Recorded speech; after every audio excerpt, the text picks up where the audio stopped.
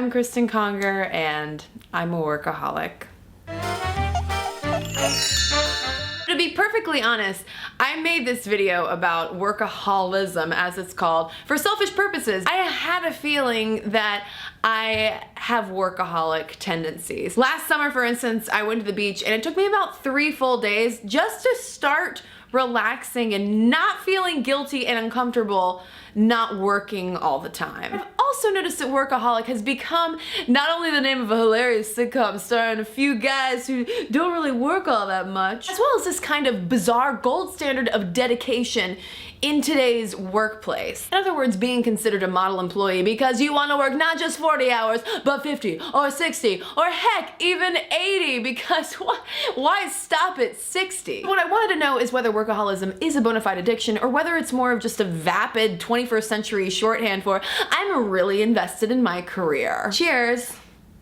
So in 1968, a groovy psychologist named Wayne Oates coined the term workaholism. Dr. Oates was probably a workaholic himself because he did publish in his lifetime 57 books. If you fast forward to today, plenty of psychologists acknowledge that work can have addictive qualities to it, but workaholism per se isn't a scientifically accepted term. It's not, for instance, included in the Diagnostic and Statistical Manual, aka Psychiatry's Bible, aka an index of all the different ways that humans be crazy. The research on work addiction has uncovered common patterns among so-called workaholics, such as compulsive behavior, working for work's sake rather than because you enjoy it, and withdrawal if you are not around work. In other words, me at the beach when I couldn't sit still because I felt weird that I wasn't working. I can stop anytime I want.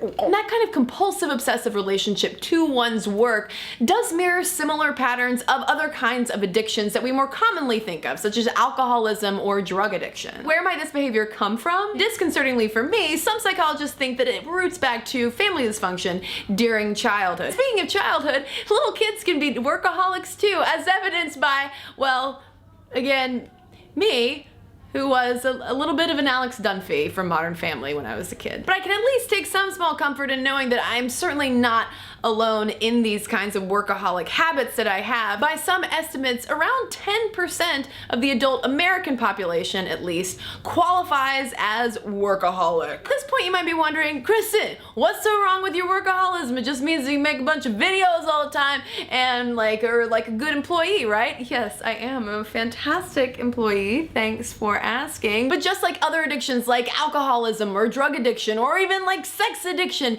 it can and does have very real negative repercussions on our bodies, on our minds, and on our lives. Studies on workaholic behavior have linked it to a number of long-term side effects such as insomnia, anxiety, depression, weight gain, unhappy marriages, depressed children because you're never spending time with them, increased blood pressure. Workaholics also tend to be 3 times as likely to be alcoholics. Pairs well with hypertension, not having friendships, and disappointing lovers. In closing, there's a word in Japanese, kuroshi, which means death from overwork. While work is necessary, we gotta avoid kuroshi. So what do you think though? Is workaholism real? Are you a workaholic like me? Let me know in the comments below. Give me more work!